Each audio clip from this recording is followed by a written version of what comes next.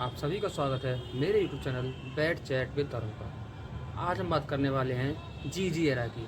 जी हाँ, इंग्लैंड के खिलाफ पहले टेस्ट में भारत इतना बेहतर प्रदर्शन करने के बाद भी हार गया। जो मैच भारत को आसानी से जीतना चाहिए था उसमें भारत की हार हो गई। और हाल फिलहाल में यह भारत की कोई पहली हार नहीं है। इससे पहले बीजीटी, उससे पहले न्यूजीलैंड की सीरीज, यानी गंभीर जब से भारत के कोच बने हैं तब से भारत ने 11 मैच खेले हैं, जिसमें से 8 में भारत को हार मिली है। उसके बाद एक लगातार भारत को हार मिलती ही जा रही है। जो पिछला मैच था वह भारत को आसानी से जीतना चाहिए था, लेकिन पता नहीं भारत उस मैच को भी आसानी से हार गया।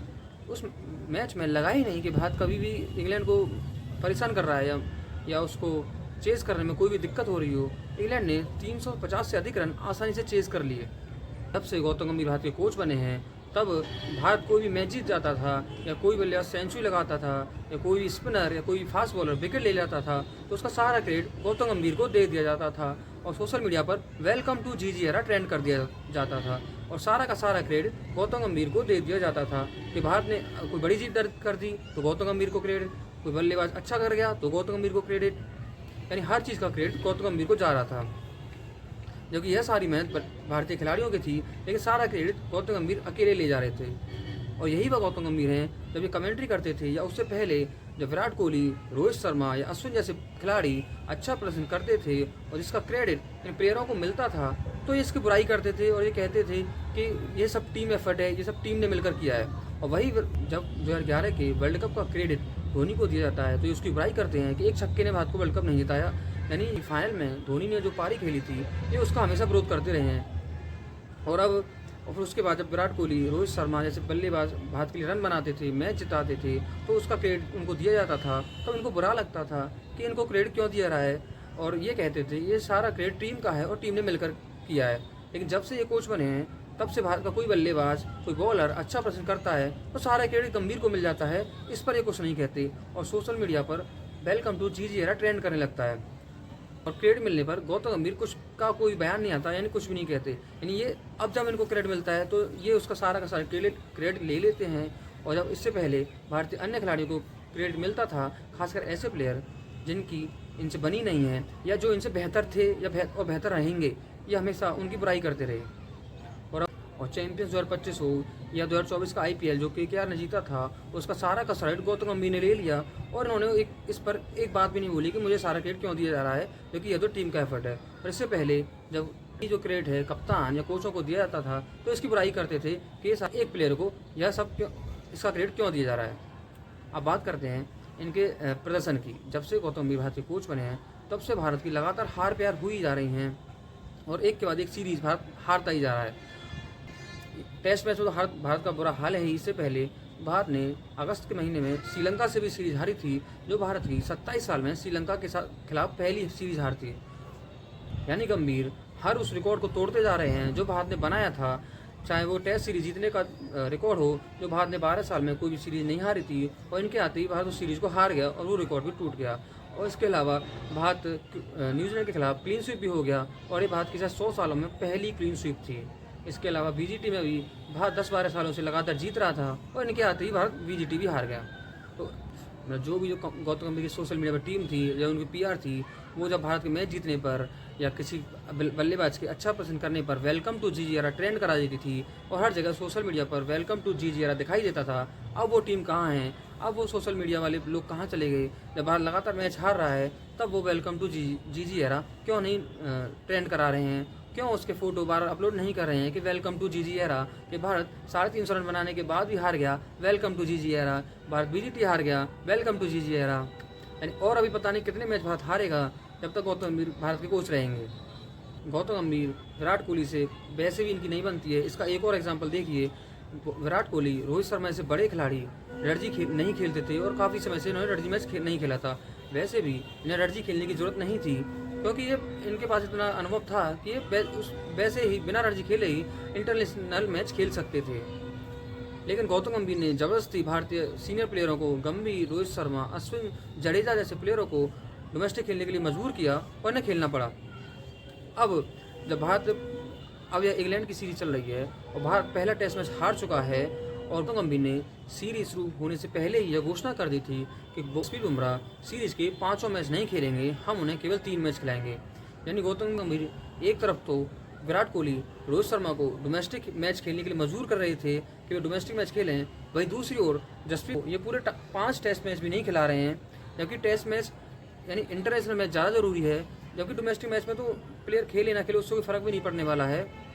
और यहाँ 5 टेस्ट मैच की सीरीज़ में जहाँ भारत को बुमराह की बहुत ज़्यादा ज़रूरत है, इस सीरीज़ में भी ये बुमराह को 3 ही मैच खिलाने की बात कर रहे हैं ताकि उनका वर्कलोड मैनेजमेंट हो सके। अब बात यहाँ आती है कि इससे पहले जब विराट कोहली, रोहित शर्मा वगैरह कोई छोटी सीरीज नहीं खेलते थे तो ये आरोप लगाते थे कि स्टार कल्चर है और ये बड़े बड़े खिलाड़ी अपनी मनमानी कर रहे हैं और बड़े बड़े खिलाड़ी हर मैच नहीं खेल रहे हैं। और अब भारत को बुमराह ऐसे गेंदबाजी हर मैच में ज़रूरत है, ये 3 ही मैच खिलाने की बात कर रहे हैं ताकि उनका वर्कलोड मैनेजमेंट हो जाए। यानी अब ये स्टार कल्चर नहीं है। क्या आप बुमराह को ज़्यादा बड़ा स्टार नहीं बना रहे कि बुमराह की मर्जी चलेगी तभी वो खेलेंगे? यानी इंटरनेशनल मैच में भी बुमराह को ऑप्शन दिया जा रहा है कि 5 में से 3 ही मैच खेलें। तो दूसरी ओर विराट कोहली, रोहित शर्मा को जबरदस्ती आपने डोमेस्टिक मैच खिलाया और यहाँ बुमराह को आप इंटरनेशनल मैच में भी ऑप्शन दे रहे हैं कि वो 5 में से केवल 3 ही मैच खेलें। तो क्या आप एक खिलाड़ी को ज़्यादा बढ़ावा नहीं दे रहे हैं? क्या आप उसका एक स्टार कल्चर नहीं बढ़ा रहे हैं कि वो खेल से भी बड़ा प्लेयर बन गया है? बुमराह हालांकि भारत के सबसे बेहतरीन बॉलर हैं और उनके बराबरी कोई नहीं कर सकता, और लेकिन समय की ज़रूरत यह है कि बुमराह को 5 मैच खेलने चाहिए ताकि भारत इस सीरीज में ज़्यादा से ज़्यादा मैच जीत सके और WTC के फाइनल की रेस में बना रहे। क्योंकि अगर भारत सीरीज बुरी तरह से हार गया तो भारत के WTC फाइनल पहुंचने के चांस WTC साइकिल शुरू होने से पहले ही खत्म हो जाएंगे, क्योंकि भारत का जो WTC शेड्यूल है उसमें न्यूजीलैंड और इंग्लैंड 2 ही महत्वपूर्ण दौरे हैं। न्यूजीलैंड का दौरा अभी नहीं है, अभी उसमें काफ़ी समय है। यानी इस साल जो भारत की सबसे महत्वपूर्ण सीरीज़ है वो यही सीरीज़ है। इसके बाद भारत को जो सीरीज़ खेलनी है वो बांग्लादेश से वनडे सीरीज़ खेलनी है, फिर श्रीलंका से टेस्ट सीरीज़ खेलनी है, और उन सीरीज़ों में शायद बुमराह की इतनी ज़रूरत भी ना पड़े। तो इस साल जो सबसे महत्वपूर्ण सीरीज़ भारत के लिए है टेस्ट के लिहाज से वो यही सीरीज़ है, और इस सीरीज़ में बुमराह को ज़्यादा से ज़्यादा मैच खेलने चाहिए, क्योंकि इस साल ना तो कोई वर्ल्ड कप है, ना ही कोई चैंपियंस ट्रॉफी है, ना ही कोई ODI वर्ल्ड कप है। यानी जो इस साल सबसे महत्वपूर्ण सीरीज़ है वही सीरीज़ है, और भारत को चाहिए बुमराह हर मैच में खेलें ताकि भारत ज़्यादा से ज़्यादा मैच जीत सके। लेकिन गौतम गंभीर ने सीरीज़ शुरू होने से पहले से ही घोषणा कर दी थी कि बुमराह सीरीज़ के 5 मैच नहीं खेलेंगे क्योंकि उनका वर्कलोड मैनेजमेंट किया जाएगा। क्या इस हिसाब से आप बुमराह को टीम से बड़ा नहीं बना रहे हैं? क्या आप बुमराह को प्रमोट नहीं कर रहे हैं, या क्या बुमराह की ज़्यादा बढ़ावा नहीं दे रहे हैं कि बुमराह के ऊपर आपने चॉइस डाल दिया है कि वो जो मैच चाहें वो खेल सकते हैं? हालांकि बुमराह बहुत बड़े बॉलर हैं और उनको चॉइस मिलनी भी चाहिए, लेकिन ये इंग्लैंड की सीरीज़ उन्हें पूरी खेलनी चाहिए, और इसके आने वाली उस सीरीज़ में बुमराह को रेस्ट दिया जा सकता है। अगर बुमराह को इतना रेस्ट चाहिए था तो उन्होंने उससे पहले IPL क्यों खेला? उन्होंने IPL के 14 मैच पूरे खेले और एक भी मैच में रेस्ट नहीं लिया, और जब भारत के लिए खेलने की बात आ रही है तो बुमराह को रेस्ट दिया जा रहा है। आखिर ऐसा क्यों हो रहा है? अगर यही कदम रोहित शर्मा या विराट कोहली ने लिया होता तो जो उनके विरोधी हैं, जो उनका हर समय विरोध करते हैं, वो हर समय सोशल मीडिया पर कमेंट्री में यही बोलते रहते कि आप स्टार कल्चर को बढ़ावा दे रहे हैं कि खिलाड़ी खेल से बड़ा कैसे हो सकता है। हाल ही में कुछ दिन पहले भी एक खिलाड़ी ने इसी स्टार कल्चर की बुराई की थी और उसको कमेंट्री टीम से हटा दिएगा, अब वो दोबारा से कमेंट्री टीम में वापस आ गया है। शायद आप उसका नाम समझ गए होंगे। अब जो भी हो, भारत पहला टेस्ट मैच तो हार चुका है, अब भारत के 4 टेस्ट मैच बचे हैं और भारत को सीरीज जीतने के लिए 3 टेस्ट मैच जीतने होंगे, जो मुझे नहीं लगता कि भारत ये सीरीज जीत पाएगा।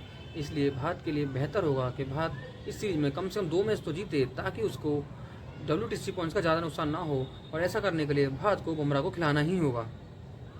वैसे बुमराह के अलावा भारत को एक बॉलर को और खिलाना होगा, वो है कुलदीप यादव, क्योंकि ये जो पिच हैं ये पूरी तरह से फ्लैट विकेट हैं और इन पर कुलदीप यादव जैसे स्पिनर की भारत को ज़रूरत है ताकि वो इंग्लैंड के बल्लेबाजों को फंसा सके और जल्दी आउट कर सके। कोई ऐसी जीतनी है तो भारत इंग्लैंड के बल्लेबाजों को आउट कर ही जीत सकता है, क्योंकि उनके तेज़ गति से बैटिंग करते हैं और जितनी देर अगर वो टिके रहेंगे वो 23 रन बनाते रहेंगे और मैच में आगे निकल जाएंगे। ये और इसका एग्जांपल आपने पिछले मैच में देख ही लिया कि उन्होंने 350 का टारगेट बहुत ही कम समय में चेज कर लिया, जो कि इसके अलावा कोई और टीम होती है या भारत ही अगर इस मैच में चेज कर रहा होता तो 200 या 250 के स्कोर पर वो आसानी से ऑल आउट हो गया था और इंग्लैंड इस मैच को 100 रन से जीत गई होती है। तो इसीलिए अगर भारत को इंग्लैंड को इस सीरीज में हराना है तो उसके बल्लेबाजों को जल्दी आउट करना होगा। इसके लिए भारत को बुमराह की ज़रूरत है और इसके अलावा भारत को कुलदीप यादव को भी खिलाना चाहिए। तो आज की वीडियो में इतना ही। अगर वीडियो अच्छी लगी हो तो वीडियो को लाइक करें और शेयर करें।